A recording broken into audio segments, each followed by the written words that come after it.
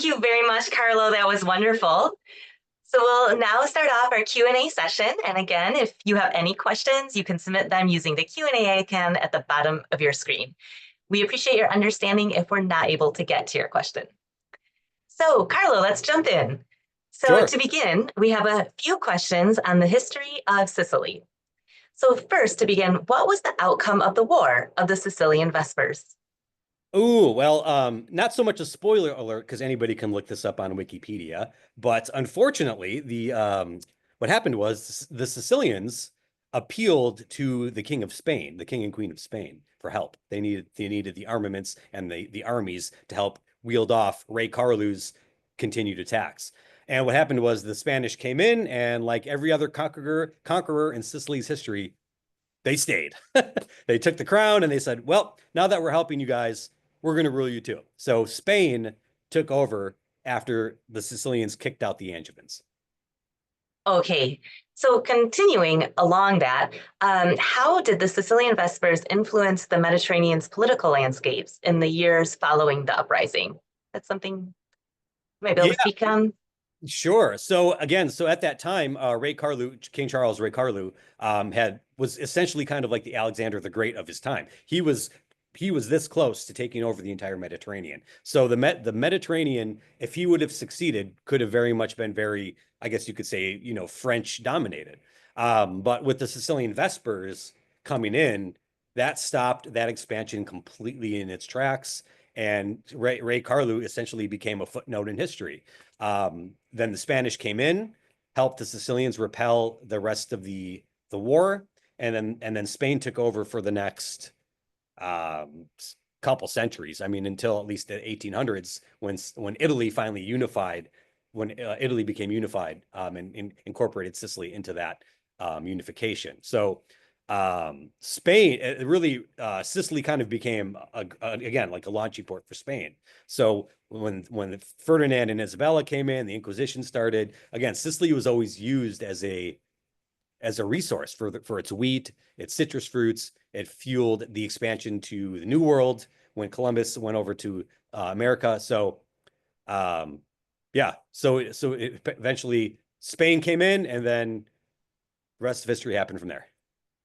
Okay, well, thank you, Carlo. That's a really good summary of a really long history, and we really appreciate that you had that information. The next question is pretty detailed, but just if you happen to know how the language sort of maintained or changed through having the French there and then the Spanish, and then we have Italian language today. Can you speak a bit on that? Sure. So going back to Frederick II, which I spoke about earlier, he ruled in the 1200s. And again, he established the Sicilian Poetry School, which basically was a platform for the Sicilian language to kind of blossom. So what happened was, so the Sicilian language kind of came out through the Sicilian Poetry School, became mainstream. It inspired writers like Dante, who incorporated a lot of the Sicilian language into his own writing. And then once they formalized the Italian language, they really took a lot from Dante, the Tuscan region, but Dante was using Sicilian. So the language of Italy really did root in the Sicilian language. And in terms of all of the words that kind of like came into the language over time. Obviously, I talked about the Arabs and all the different Arabic words that you can kind of see. French, I'm not so sure. I'm sure you can maybe find some French-inspired words, but the French really only occupied Sicily for, the Angevins were there for not even 15 years or so. I mean, before then, you had the Normans, which were like the Viking culture that came from northern France. But I'm not quite sure offhand how much of the French words actually were left over. Amazing. Thank you. Thank you, Carlo. So still on history of the area, Ed asks, what was the religious makeup of Sicily in the 1200s? I would say mostly it was probably Catholic. The Pope obviously had a big hand in a lot of the power plays going on.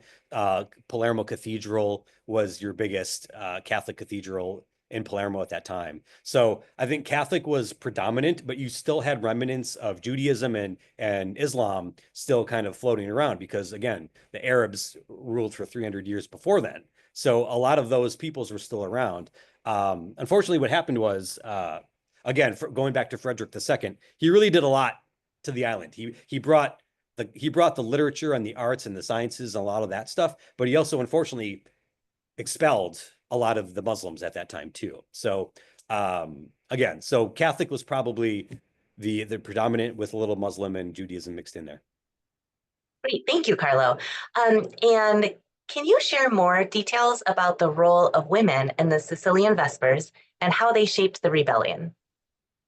Sure. So I touch on, so Siciliana, the novel, the launching point I use is the legend that it was started by a young woman. So there are conflicting accounts. There's not much historical record on the Sicilian Vespers. A lot of it's oral legend. And I always like the one that was started by the young woman. So, the French soldier shows up, harasses the men and women in the crowd, gropes a young woman in the crowd. She pulls out her blade and she stabs the French soldier, eventually sparking the entire rebellion. The story of 𝗫𝗫𝘃𝗵𝗵 herself as a character is fictional, but she is inspired by that legend of the woman kicking off the event. However, in Messina, a couple months later, as the French were kind of counterattacking and storming the shores, there are two young women, and I can't unfortunately remember their names, but there are two young women in Messina who are known to help fend off the French counterattack on the beach. So they ran up to the highest tower and rang the bells, kind of like a Paul Revere, like the French are coming, to kind of like inspire the city of Messina to ward off the attack. So I do know that there was that part of it too, which I don't explore in the book, but there's that part of history as well. Really inspiring. Thank you, Carlo. So we have a couple of questions here from Carol on imagery. So her first question is, what is the story behind the huge rock behind you? Oh, I'm sorry. What's the image behind you today? Can you share a bit about that image? Oh yes, the rock of 𝗪𝗺. So 𝗪𝗺 is a small town east of Palermo, same region. And in this, it's a small little town on the sea, and behind it is this huge promontory mountain called the Rock of 𝗪𝗺. And there's a lot of different origin stories behind it, but there's one that dates back to like the Greek times, where there's a young man that fell in love with a goddess, and they couldn't be together, so she decided to turn him into this rock. So he forever came to embody this rock as a memory that she could always kind of be with him even after he was gone. And mortals aren't on Earth forever, but the gods are. So she has the Rock of 𝗪𝗺 to always remind her of her mortal lover. Oh, that's a great story. That's great. And so another question from Carol. Carol says, were some of the early images in your presentation movie stills? And if so, what film? Can you talk to us a little about the images in your presentation today? The images I used to depict the Sicilian Vespers and 𝗫𝗫𝗃𝗵𝗃, those are all custom made, custom computer generated images, just meant to help bring the story to life. And then obviously I had images from The Godfather and family images and all that kind of stuff. So the custom made images, Carlo, do they match in your imagination what these characters might have looked like? Oh, of course they do. Yes. I mean, so in the book, 𝗫𝗫𝗃𝗵𝗃 is described as Sicilian woman with olive skin, dark raven hair, thicker eyebrows. She's got that classic. If you saw remember the video of Arianna Occhipinti, very similar to that kind of look. So that obviously Sicily is not a monolith. There are many different kind of colors that come from Sicily, myself included. I'm fair skin, brown hair, blue eyes. I could have come from like the Normans. My genetic lineage can come from the Normans. Who knows? But yes, the character of 𝗫𝗫𝗃𝗵𝗃 as depicted in this presentation is very much how I imagined her myself. Obviously, every reader will have their own kind of look in their own minds. That's really neat. That's neat that we can develop our own, but that this is what you kind of had in your mind. Yeah. I appreciate that. Okay, so now we have a few questions about you and your book. So the first is, since your last name is Treviso and the city of Treviso is near Venice, is it a coincidence that your grandfather decided to build gondolas? That's hilarious. Yes. So yes, it is a coincidence. However, there's a funny story. So like you said, Treviso is a city outside of Venice. It's in the Venice region. And you might think, you know, when you immigrate, you usually take the last name of the city you came from. So it's pretty, you could kind of hypothesize that maybe my family came from the city of Treviso, emigrated down to Sicily, and that's why they kept that last name. However, some relatives in Sicily did the genetic research, and they found out my great-great-great-grandfather, going back as far as the 1890s, somewhere around there, his name was Carlo Treviso, but they got him at an orphanage. So Carlo Treviso was dropped off at an orphanage, and the nuns at the orphanage actually assigned him that name. So we don't really know who his real parents were. And the funny thing is, there's a word in Italian called trovato, which means found, like we found the baby. The baby was left at the orphanage. So maybe it could be a misspelling even. I don't know. But the point is, the nuns assigned the name Carlo Treviso to this orphan. So my great-grandparents after that are a complete mystery. We have no idea. Very interesting. Thank you. That was a great question. So do you have, would you say your readers have to be knowledgeable about Sicily to enjoy the book Siciliana? Not at all. I would say so in the same way, you don't need to be Roman to appreciate Gladiator, or you don't need to be Scottish to appreciate the movie Braveheart, for example. You don't need to be Sicilian to really appreciate the themes of family and freedom and identity that are depicted in Siciliana. So like one of the biggest themes in the book is identity. So throughout the story, Etna's an orphan. Her father was murdered. She kind of grows up not really understanding what it truly means to be Sicilian. And you could also say that was also my journey as well. I mean, as the first generation son of a Sicilian immigrant family, I grew up in the United States. I grew up as an American. Like I really didn't have as strong of a understanding of what it really means to be Sicilian. We didn't learn the language growing up. So the journey Etna takes in the story, you could also say was my journey. We kind of went on the same journey together and learning what it means to be Sicilian, learning what it means to be family, and just like, yeah, you don't need to be Sicilian to really appreciate the epic themes presented in the novel. Fantastic. Thank you. So Eugenia asks, when conducting research to write your book, did you learn anything new in the historical record, or maybe even something that surprised you? Wow. Well, I think the biggest in researching the book, you kind of have to, that's a really good question. So like not really knowing much about Sicilian history when I set out to tell the story, you kind of have to understand what came before. So like the period leading up to that time, just so you have, as an author, having some backstory of like, okay, where did these peoples come from? And I think that the biggest revelation for me in researching the novel was the Arabic influence on the island. I mean, I've been to Palermo Cathedral, but so I was in Sicily back in 2014. That really inspired, when I heard the stories there, that really inspired my journey into writing the novel. And thinking back to Palermo Cathedral and seeing the columns and seeing this kind of like boxy shape of the cathedral, and then learning that's because it used to be a mosque. Like that just blew my mind. And then looking at the faces of some of the people, you can kind of still see hints coming from that part of the world just in the face alone. So I think that when people think of Sicily, you think Italian, right? Like, but you don't really think, oh, there was this whole period where the Arabs were ruling, where the Greeks and the Romans. There's this vast history that came before the events depicted in 1282. Okay, interesting. Yeah, I imagine you did so much research to inform it. So we appreciate that nugget from you. How do you hope Siciliana will reshape perceptions of Sicily beyond its association with the mafia, which you had touched on a little earlier? Yes, of course. Well, I think so. First of all, I chose a genre that I love, which is the historical epic. I mean, growing up, I loved stories like Homer's The Odyssey, and I loved Greek mythology, and then I loved films like, Braveheart and Gladiator.